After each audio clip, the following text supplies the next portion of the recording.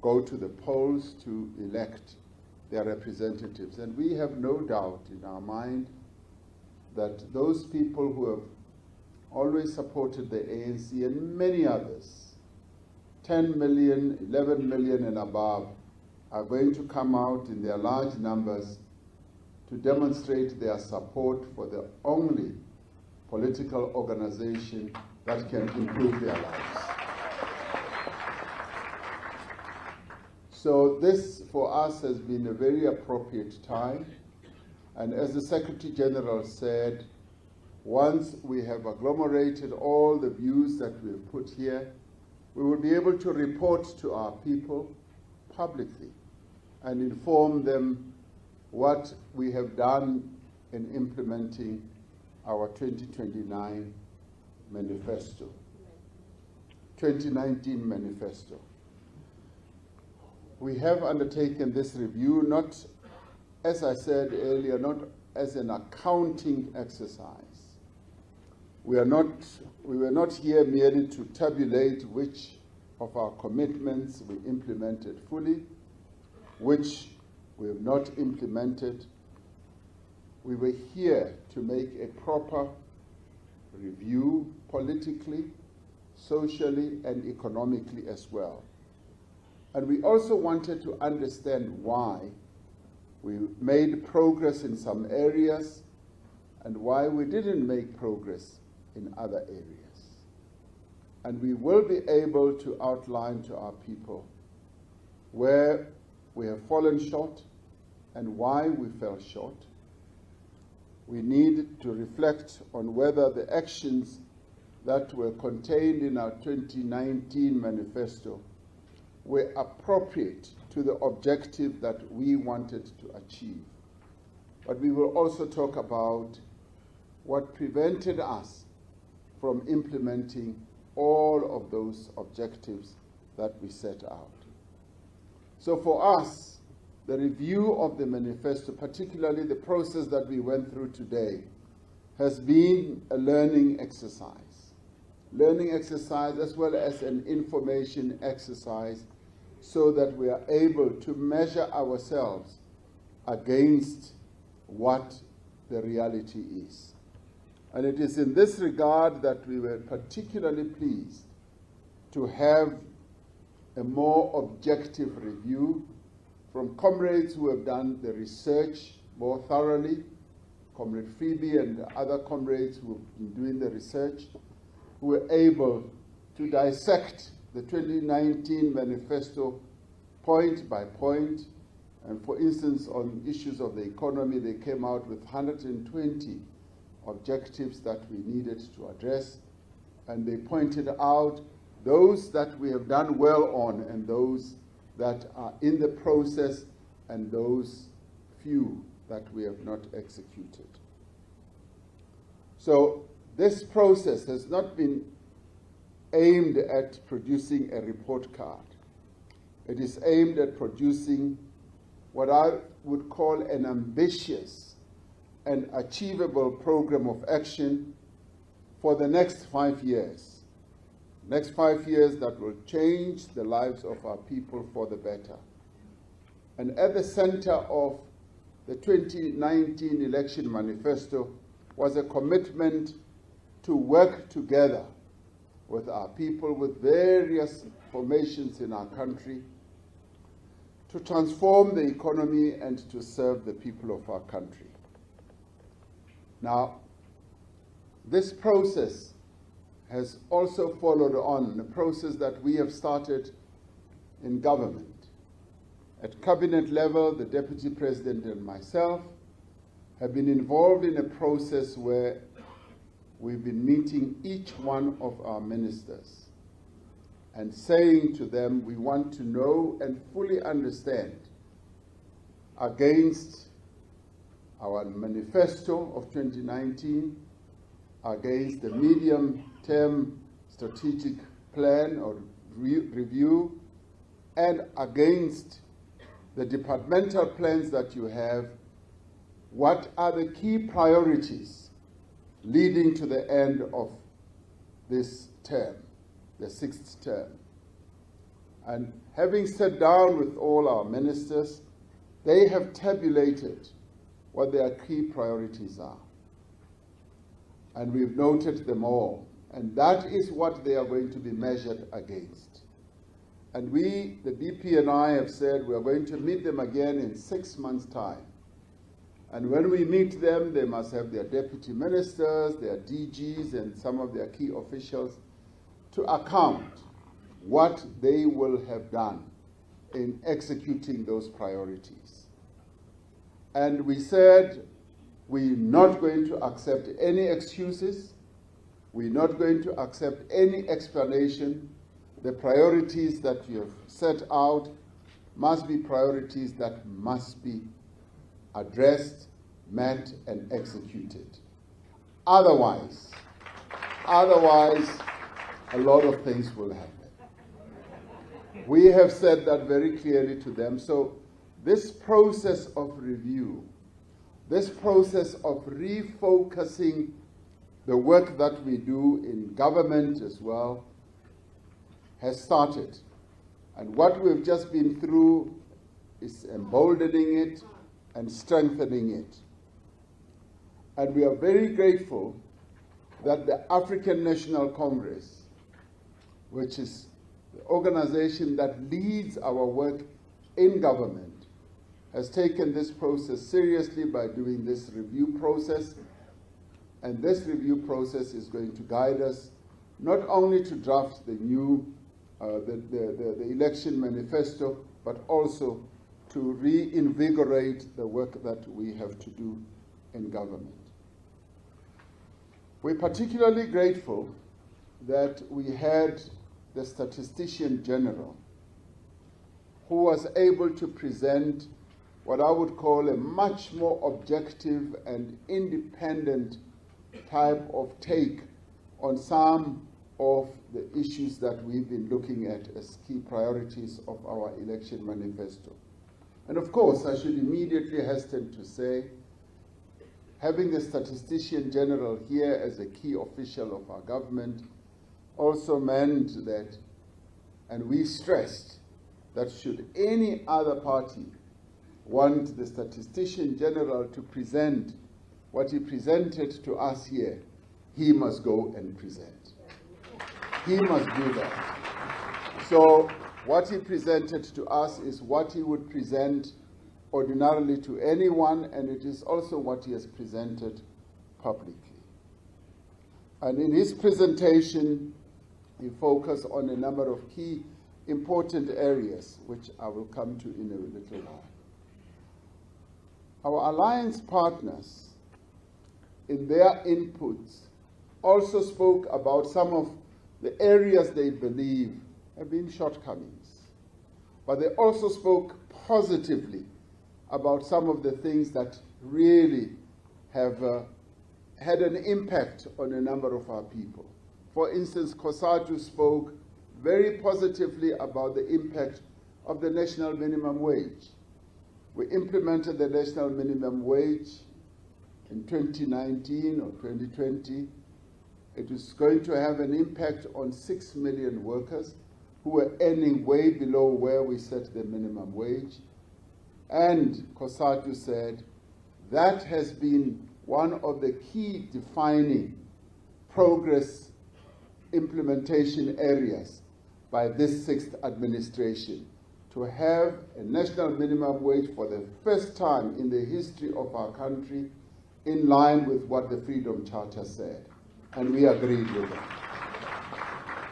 So that, in many ways, is a real positive, because it was set out in our election manifesto. Yes, they also spoke about some of the areas where we have not implemented, particularly the SACP spoke about the issue that they raised, which we also said needs to be addressed. For instance, the issue of prescribed assets. They said no work has taken place on prescribed assets. They also spoke about the establishment of a sovereign wealth fund, that no work has taken place. And we will concede that work that is being done, possibly still under the radar, but work is being done. But they, as our alliance partner, would like to see that work emerging below the surface so that we can see what headway can be made. Also spoke about the issue of procurement, that we now need to ensure that the procurement process is also streamlined, and it should address the challenges that we face.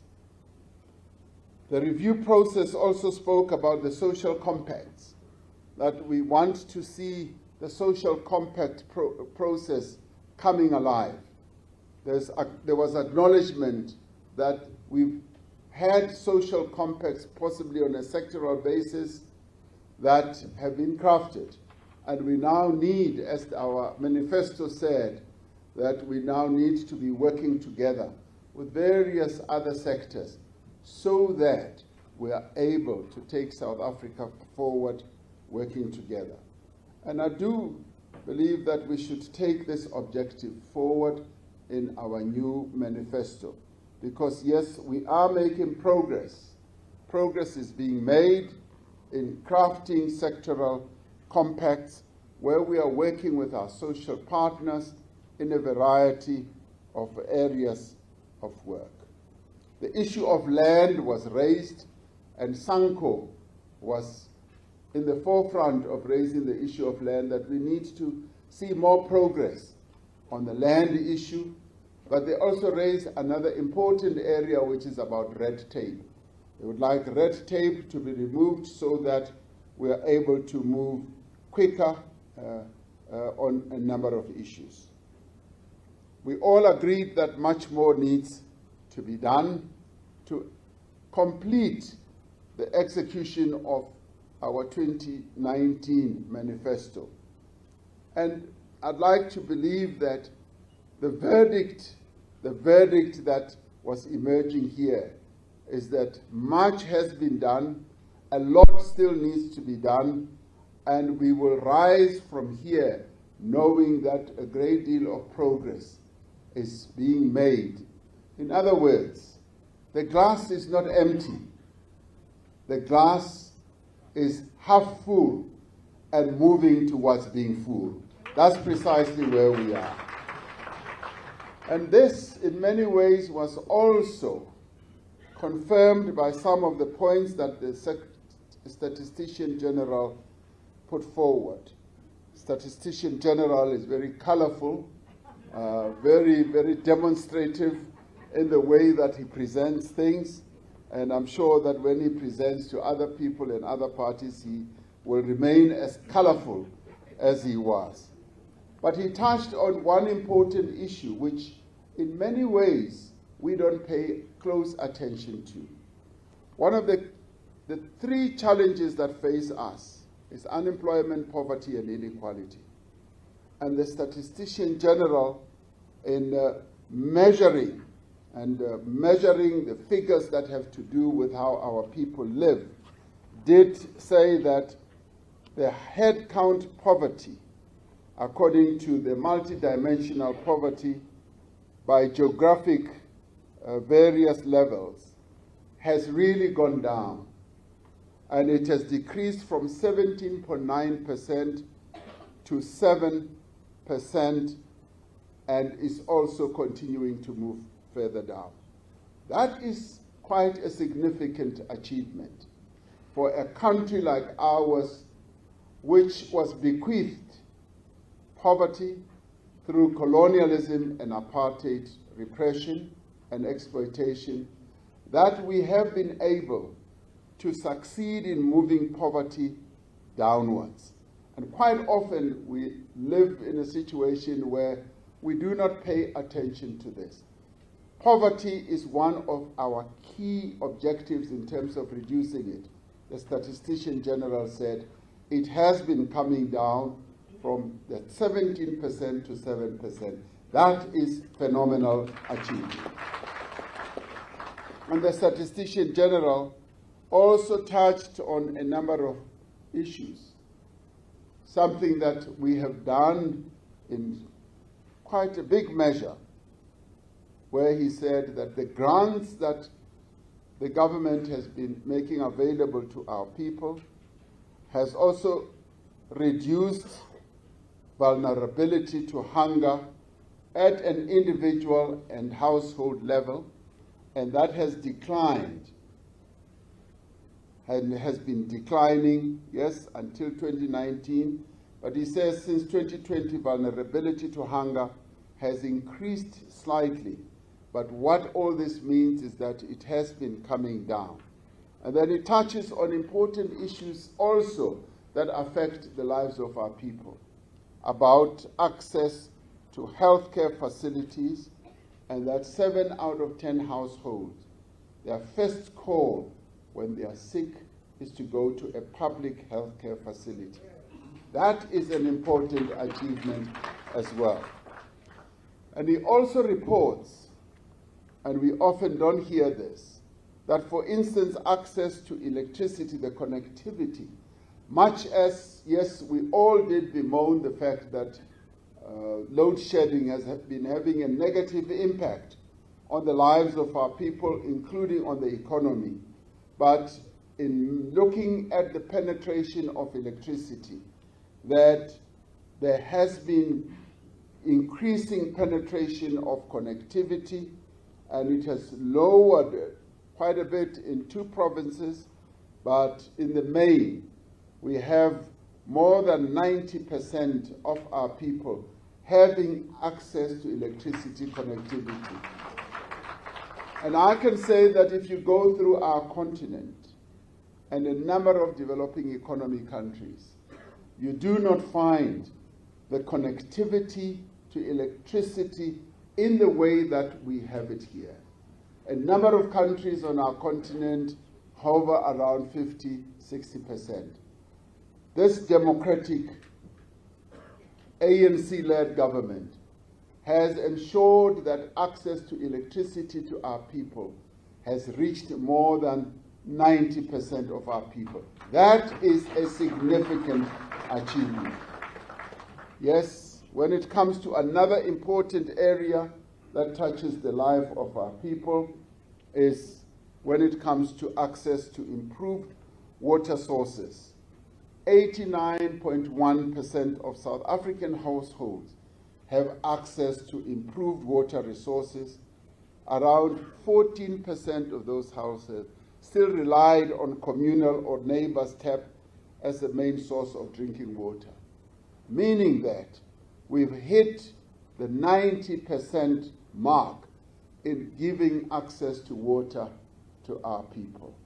You do not find that in many countries around the world. We have done that.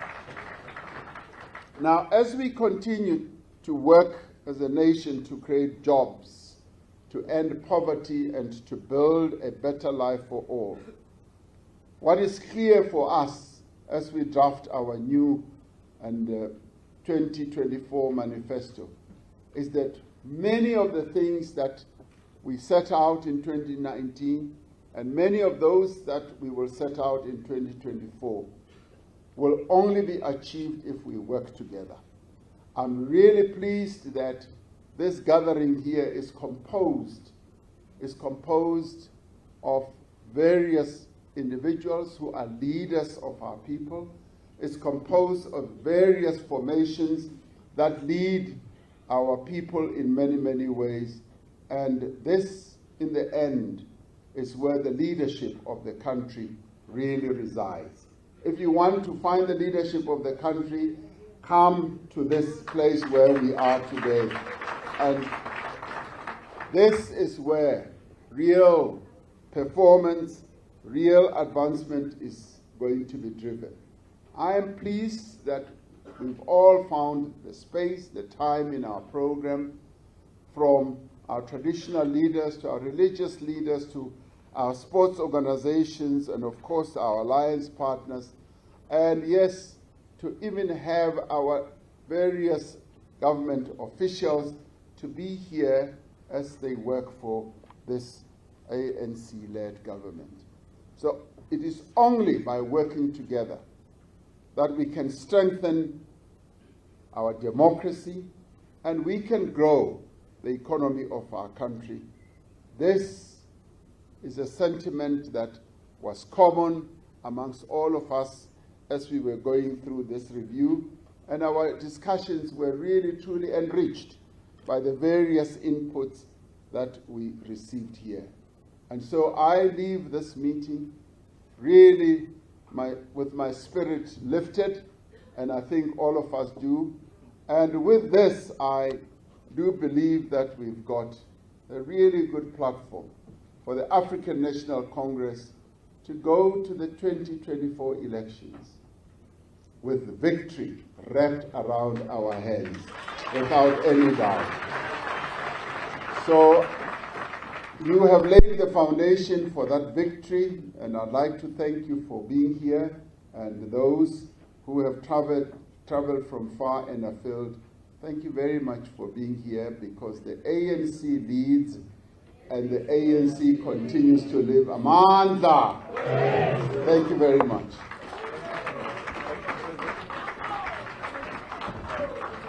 Thank you very much, President. Comrades, that brings to an end our manifesto review meeting. President Yelela Gwala. Fambani Kurula. Drive safely home. Thank you very much.